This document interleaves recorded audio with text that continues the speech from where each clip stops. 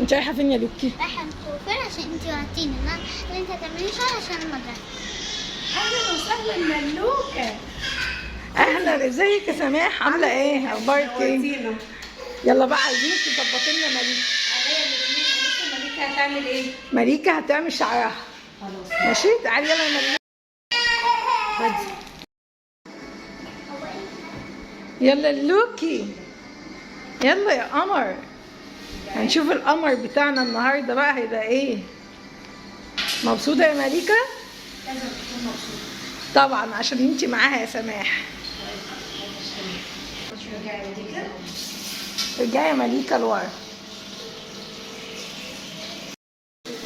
خلاص كده حطيت لها الحمام الكريم. تمام.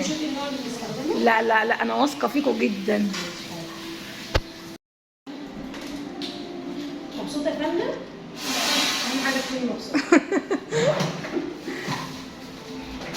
بصي بقى يا مليكه، انت هتشوفي الفرق ما بين عمايل مامي وعمايل سماح. مش انا عملت بتقارني مامي بسماح؟ ماشي، هنشوف يا مليكه، انت اللي هتحكمي بنفسك. ماشي يا مليكه؟ رجعنا ايه؟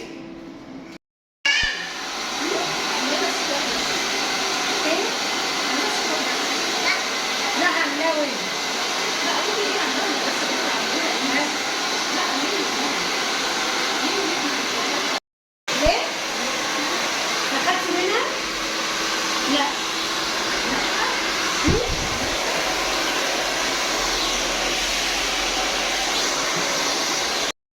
بصي يا حبيبتي، انا جبت لك الساندوتش ده عشان انا عارفه ان انت بتحبي البنات.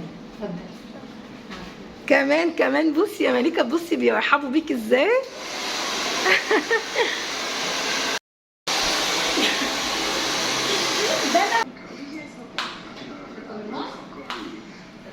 مليكه مبسوطه جدا.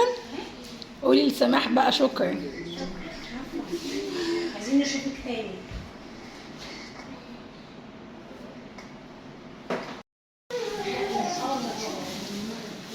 الله، شعرك كمان طول يا مليكه. ايه رايك بقى فيه؟ شكرا. احلى بكتير من اللي انت بتعملوه. ايه يا مليكه؟ معلش سمعتش ايه؟ هاتيلي كل يوم هنا. بجد انبسطتي طبعا.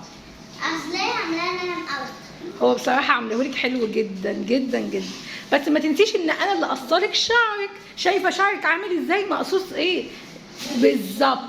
طب لا، بس هي بتعمل حاجات كتيرة جدا. وشفتي جابت لي ايه؟ تسلم ايدها وكده. طبعا ده احلى كوافير، احلى صالون بجد. وجابت لي ساندوتش ومعاملتهم حلوه جدا ولطيفه جدا مع الاطفال. صح يا مليكه؟